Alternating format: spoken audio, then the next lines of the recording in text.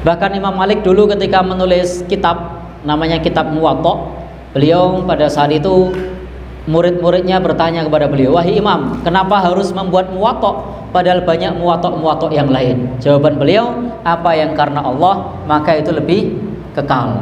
Ini termasuk buku-buku yang ditulis karena Allah, yang ditulis ikhlas untuk mencari ridho Allah, itu lebih kekal dibandingkan yang ditulis mencari royalti.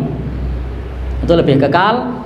Coba kita lihat kitabnya Imam Bukhari, itu tanpa komentar, hanya hadis-hadis saja, hanya beberapa yang dikomentari, kumpulan hadis, tapi dicetak berulang-ulang dari masa ke masa, dari zaman ke zaman, bestseller, laku terus.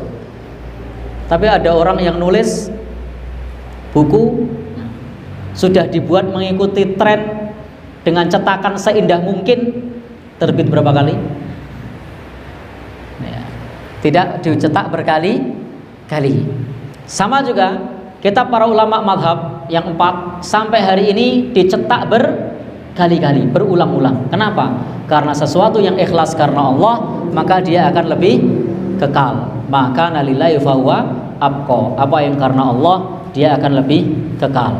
Maka ini juga menjadi motivasi bagi kita, kalau ingin lebih kekal, kalau kita nulis buku, nulis artikel, maka niatkan lillahi subhanahu wa ta'ala. Amplop pikir carry, nggak usah dipikir. Kenapa?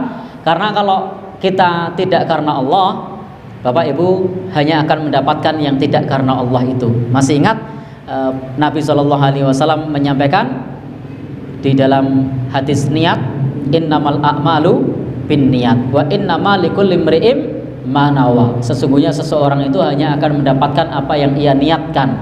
Kalau niatnya karena Allah dan Rasulnya, ia mendapatkan karena Allah dan Rasulnya. Tetapi wa man kana hijratuhu lidunya, barang siapa yang hijrahnya karena dunia yang ingin ia usahakan, yusibuha awim ra'atin yankihuha, atau perempuan yang hendak ia nikahi, maka dia hanya akan mendapatkan itu saja. Maka kalau kita menulis buku atau menulis artikel, niatnya hanya semata-mata mendapat royalti atau mendapat fee, termasuk ini bagi para orang-orang yang YouTuber, kalau mau konten-konten dakwah silahkan, niatnya karena Allah. Tidak ada yang like, tidak akan kecewa. Tidak ada yang subscribe, tidak kecewa. Karena setiap langkah kita, setiap ikhtiar kita sudah dihitung oleh Allah Subhanahu wa ta'ala. Tetapi kalau niatnya mencari subscribe, niatnya mencari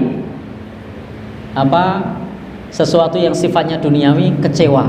Kok tidak ada yang nge-like, kok tidak ada yang nonton, kecewa. Kok iklannya belum banyak, kecewa. Kok tidak dapat royalti, kecewa. Tapi kalau niatnya karena Allah, maka kita tidak akan kecewa.